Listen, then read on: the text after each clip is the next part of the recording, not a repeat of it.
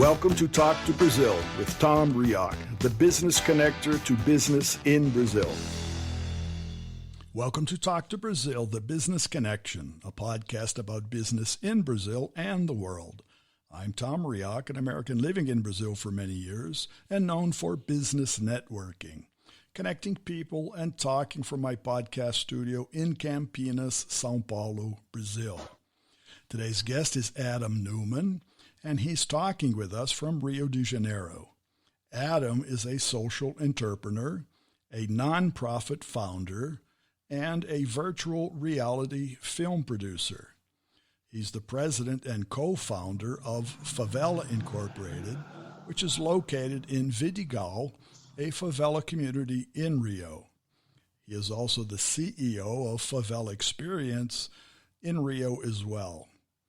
As a film producer, he produced the Yawarani VR, a VR 180 film created with the Indigenous community in Yawarani in Rio Gregorio in the state of Acre in Brazil. Adam and I met through a mutual LinkedIn connection, Elliot Rosenberg, also a previous guest on Talk to Brazil, and Elliot also is a social entrepreneur. So with that, Adam, hello, and welcome to Talk to Brazil, the business connection. Thanks, Tom. It's a pleasure to be here with you today.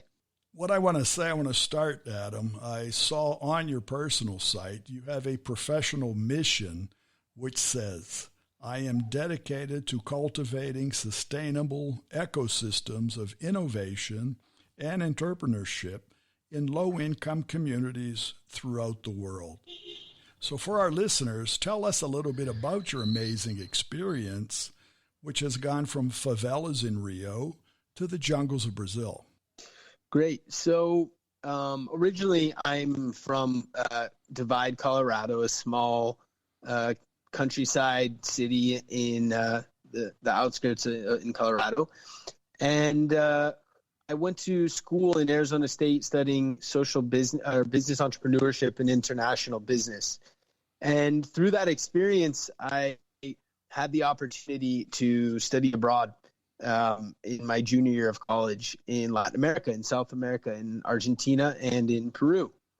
And I immediately fell in love with the Latin American culture, and I immediately fell in love with the essence of community and family and friendship that you find, here in South America so strong. And so that led me through my travels to start to connect with people in a different way. Mm-hmm. And I started to realize that so many of the negative stereotypes that perpetuate our world prevent us from really seeing the true essence behind the places that we're in. And so I started creating experiences for myself and connecting with these different types of communities, usually low-income communities like urban slums or indigenous communities, and trying to understand what is the true essence, what makes these communities tick, and how could I engage with that through empathy and through listening, and find out unique ways to create businesses, organizations, and art that help connect those people with the world. And so when I finished university, it was very clear to me that I didn't want to go down the traditional path of corporate, American business, working just to make a paycheck and to enrich a select few. But I really wanted to figure out how I could leverage my own knowledge and energy and time here on this planet to create a positive impact. And so I bought a one-way ticket to Rio de Janeiro, Brazil. I'd never been to Brazil before. I didn't speak the language, and I was $40,000 in student debt. But I believed in my mission.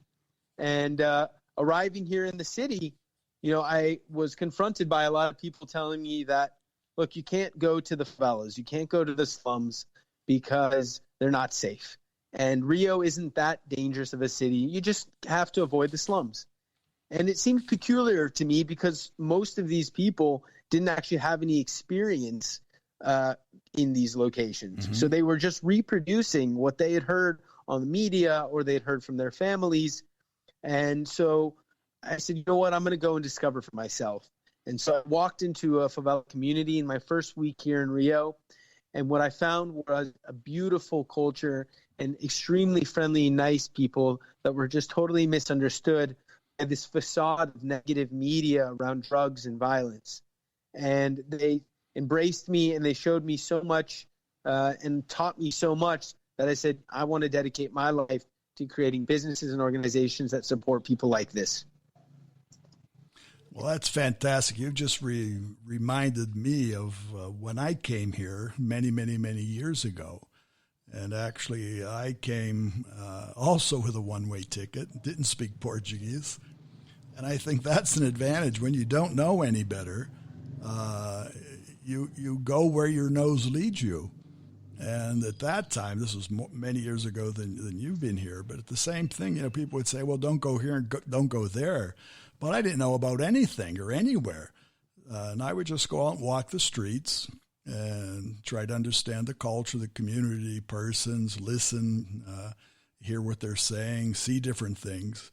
And I think at some point, and I think you found that, ignorance is bliss. And it's actually helpful at certain points where you really learn by yourself and you can assimilate things by yourself different from what people tell you. So tell us about these experiences of how you actually got started then in business. Yeah, so just connecting a little bit with the last point that you made, one of the things that I most discovered in life is that a smile gets you a long way, and that when you treat people how you want to be treated, as the cliche says, you receive good energy back. And even somebody that may have a negative idea within themselves, when they find somebody that's ultimately positive and is treating them as a human being, ultimately they end up reverberating. Well, that's a key. Sorry, I got disconnected there, but that's a key to success anywhere. Exactly. And so that's really what I try to apply as much as possible is be open-minded and connect with people where they're at. Use your emotional intelligence to feel where people are at with you and be willing to listen and be willing to shift your perspective on the way you see things. And I think in business, that can get you really, really far because it gives you the ability to create partnerships and relationships with just about anyone. And if you can connect with them on their level. So yeah, I'd say that's one of the biggest, business lessons that I've learned through this process as well. Now, how do you apply? What is your business today in Vidigal? Yeah. So, soon after I arrived in Rio, I didn't have any money. And so it wasn't like I could just hop right into, just hanging out and partying and spending money. I had to get to work. And so I started off volunteering in a hostel as a work exchange. So that way I wouldn't have any cost and I could learn about hospitality and the tourism industry and try to find my niche between all of that. Mm-hmm. So in my 3 months after arriving in Brazil, I was fortunate enough to meet a Brazilian who had an amazing property in Santa Teresa neighborhood. And we ended up creating a bed and breakfast there called the Rio Palazzo, which I ran for about 2 or 3 years. Okay. And along that process, I came into contact with Elliot Roseberg, mm-hmm. who you know very well. Right. And the original founder of Favela Experience. And one day, me and Elliot went out to a Flamengo basketball game together. And he said, Adam, I'm going to close down Favela Experience because I want to move to India. And I don't think I'll ever find anybody crazy enough to run this company. And I looked at him and I said, I'll run that company.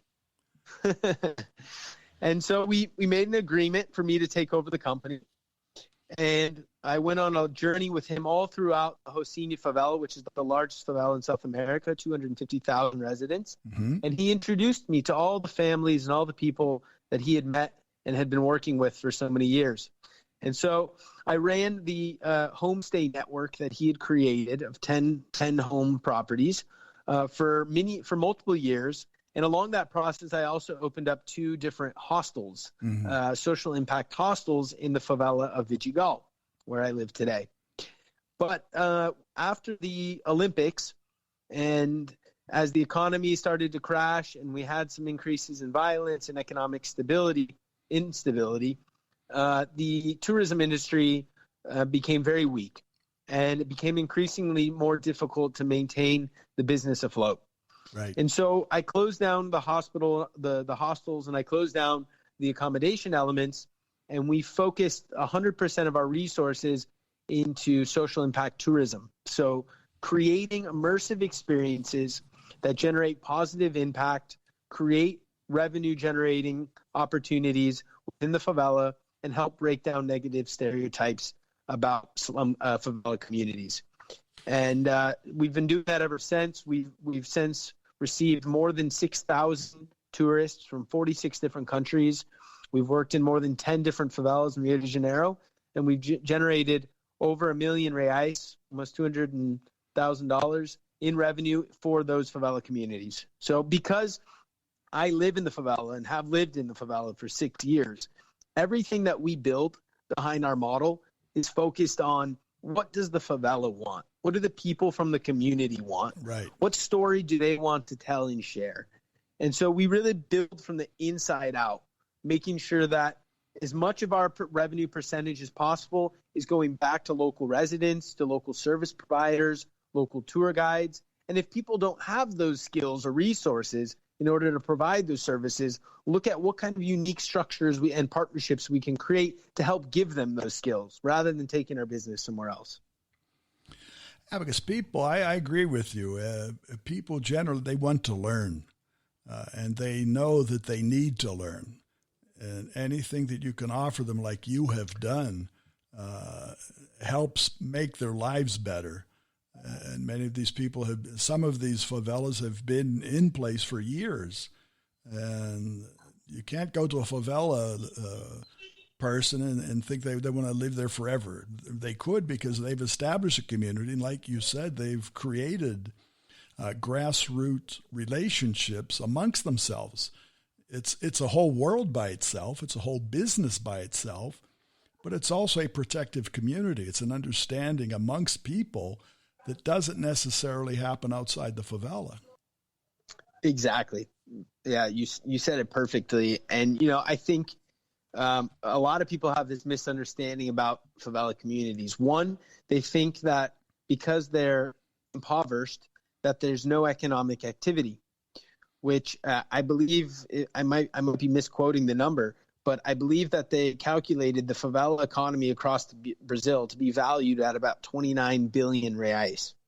So there's a huge economy of services and products being exchanged every single day. Right. And I think one of the things that makes social business a little bit different is that when we look at our stakeholders, we look in both directions. So we look at both our clients and our suppliers and how we can add value positively to both ends of the spectrum.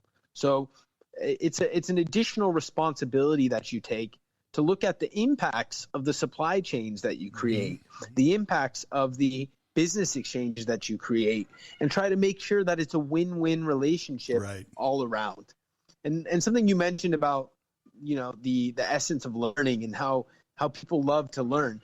One of the things that we've learned in this experience is that not only is it a learning experience for people in the community about professional service providing and how to receive tourists from around the world and offer them a great experience, but actually the people that come here, some of them are top level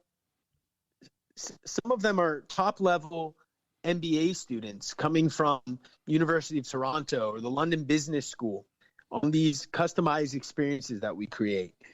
And they come here and spend a day with the people in the community, with the local entrepreneurs that we work with.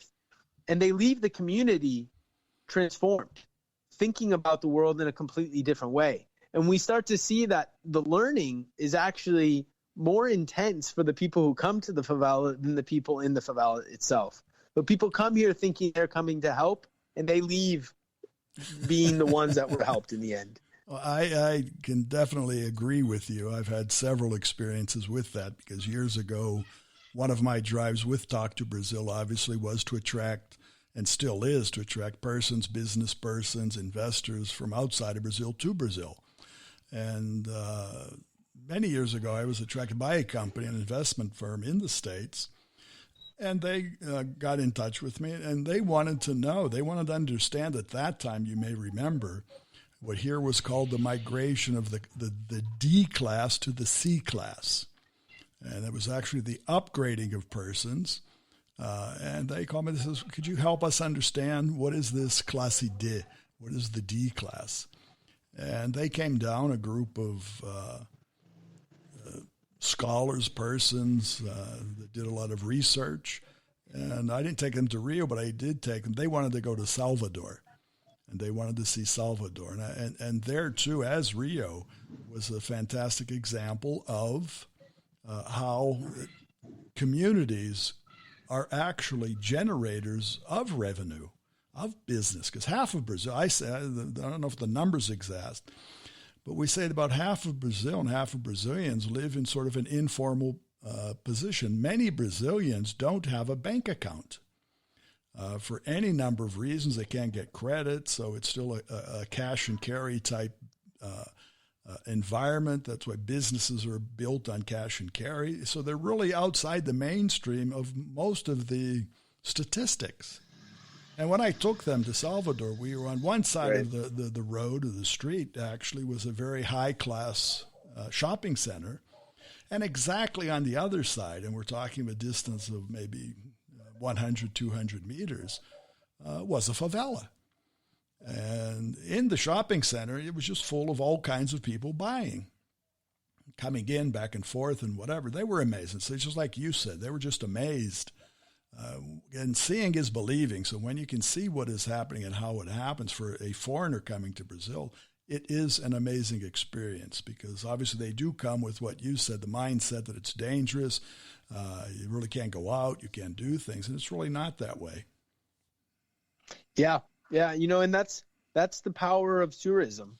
And we really look at ourselves, not as a tourism company, but looking at how can we create mutual experiences that, reveal new realities to people. And I think tourism has an incredible amount of potential to transform society by increasing empathy and understanding about humanity from a holistic and experiential perspective. Let me change speed here with you. We're talking about the favelas in Rio. Rio is obviously probably one of the most known cities in the world from a Brazilian standpoint. If you mention Brazil to anybody, they think of Rio. And you're there. They may think of the favelas. They may think of a lot of things, but certainly they think about the beauty of the city and the tourism. But tell us about your other venture of going to basically the Amazon jungle to an indigenous community, which is in the northwestern corner of Brazil, almost bordering Peru.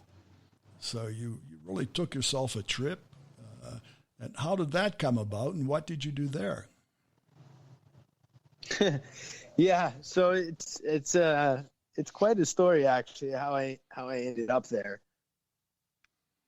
So through my process of creating Favela Experience, I realized that tourism by itself was limited in the sense that we can generate revenue and we can break down stereotypes.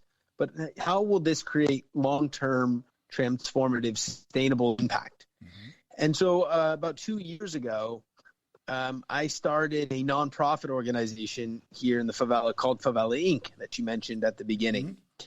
And the focus of Favela Inc. is really to create these sustainable ecosystems through entrepreneurship. So providing entrepreneurial training to people.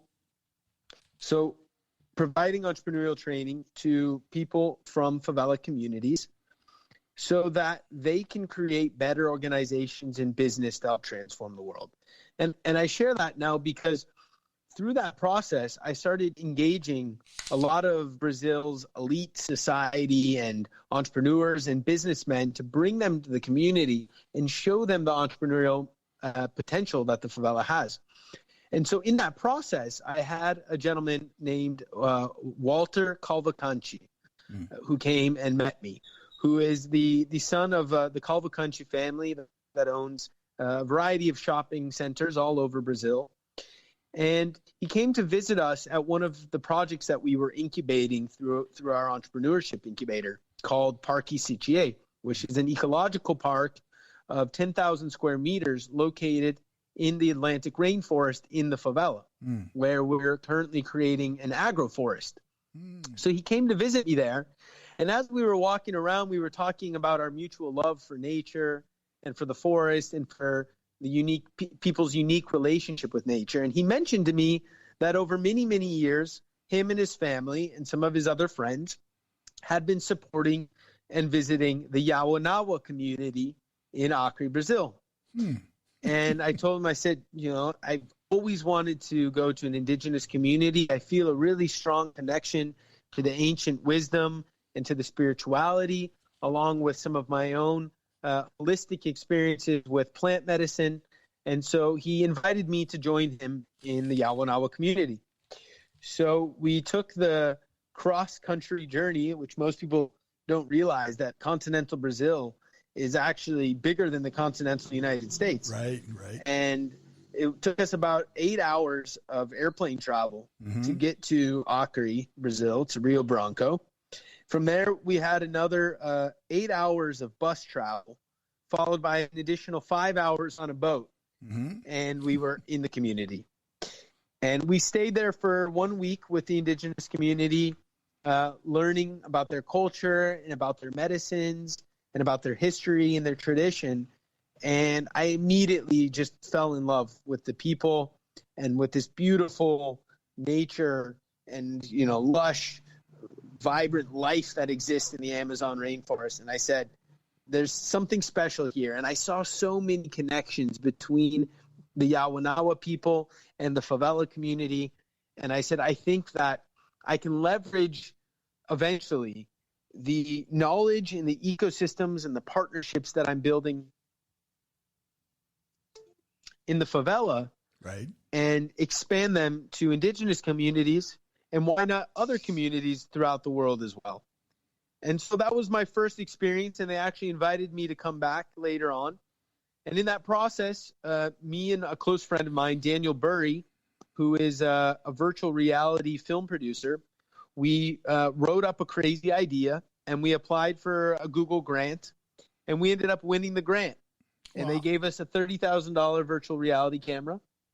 And we went back to the tribe and spent 7 days with them, teaching them how to use the equipment and taking them through a script writing process. And we ended up producing a fully immersive 3D virtual reality film together. Well, that's even more amazing than everything else. I'm sorry? I said, that's even more amazing than all the rest of your experiences.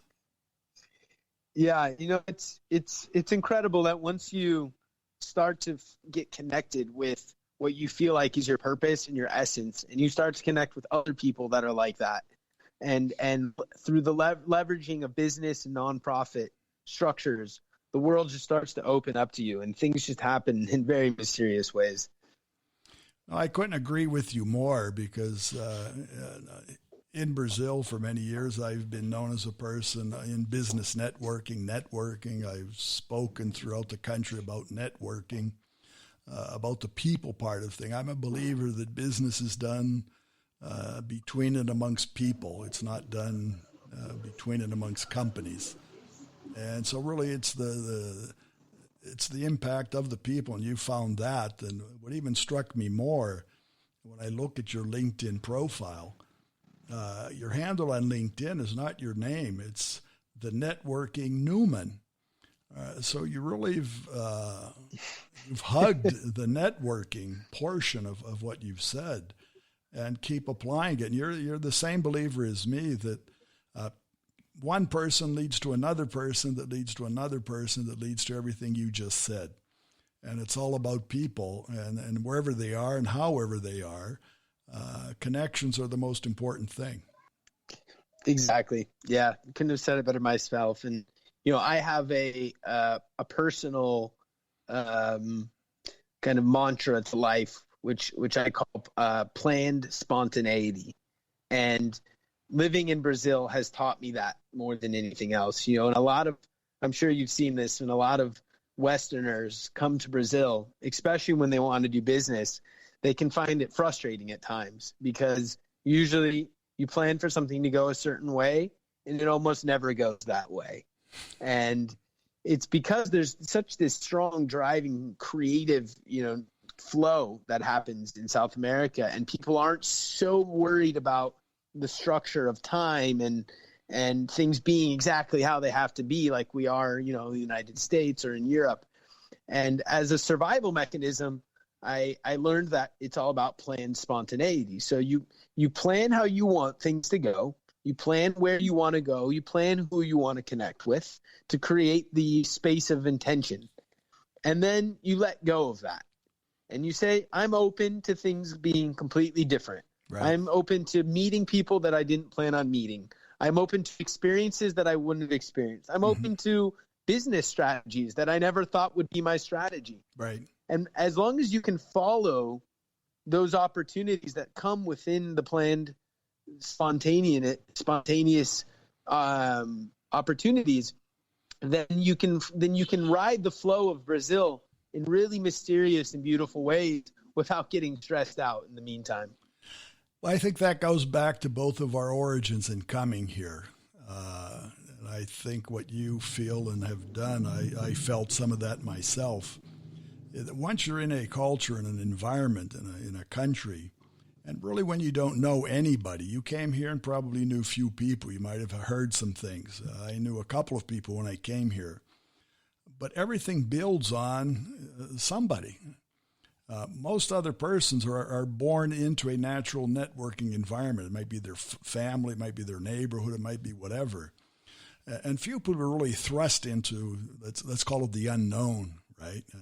As you have done, if you have seen that in your travels. And I think that really helps us learn differently. And as a person, I've always dealt with every person. And when I talk about networking, people say, well, why? Who do you want to connect with? I say, I connect with anybody. Because how can I know today where that person's going to lead me? What I want, any person that I meet, I consider them an ally.